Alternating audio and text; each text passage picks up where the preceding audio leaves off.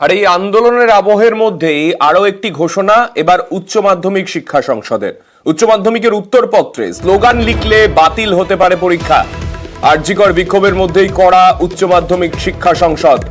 উচ্চ মাধ্যমিকের বেনিয়ম রুখতে 25 দফা বিধি সংসদের উত্তরপত্রে কি লেখা যাবে কি লেখা যাবে না তা নিয়ে কি কি রয়েছে তার মধ্যে জানবো। আমাদের প্রতিনিধি সোমরাজ রয়েছেন আমাদের সঙ্গে। সোমরাজ, দেখো, চলতি শিক্ষাবর্ষ থেকে উচ্চ মাধ্যমিক শিক্ষা সংসদ সেমিস্টার পদ্ধতিতে পরীক্ষা নেওয়ার সিদ্ধান্ত নিয়েছে।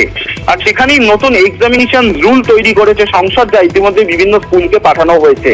সেখানে সংসদের তরফে স্পষ্ট উল্লেখ করা হয়েছে, উচ্চ মাধ্যমিকের উত্তরপত্রে রাজনৈতিক স্লোগান লিখলে তার পরীক্ষা বাতিল বা সংশ্লিষ্ট পরীক্ষার্থীর বিরুদ্ধে কড়া পদক্ষেপ নেবে। সংসদের বক্তব্য যে মূলত শৃঙ্খলা রাখতেই উচ্চ মাধ্যমিক শিক্ষা সংসদের তরফে এই সিদ্ধান্ত। তার কারণ অতীতেও উচ্চ মাধ্যমিক শিক্ষা সংসদের তরফে একাধিক অভিজ্ঞতা হয়েছে উত্তরপত্র মূল্যায়ন করতে গিয়ে।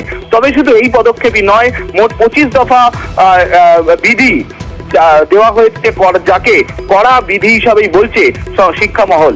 তার কারণ উচ্চ মাধ্যমিক শিক্ষা সংসদ বলছে উত্তরপত্রের সঙ্গে টাকা দিলে পরীক্ষা বাতিল হবে। উত্তরপত্র নিয়ে যদি উত্তরপত্রে হাতের লেখার অমিল দেখা যায় তাহলেও সংশ্লিষ্ট পরীক্ষার্থীর পরীক্ষা বাতিল হবে। উচ্চ মাধ্যমিক পরীক্ষা চলাকালীন সময় যদি ছাত্রছাত্রীরা নির্দিষ্ট সময়ের আগে বেরিয়ে যান তাহলেও পরীক্ষা বাতিল হবে।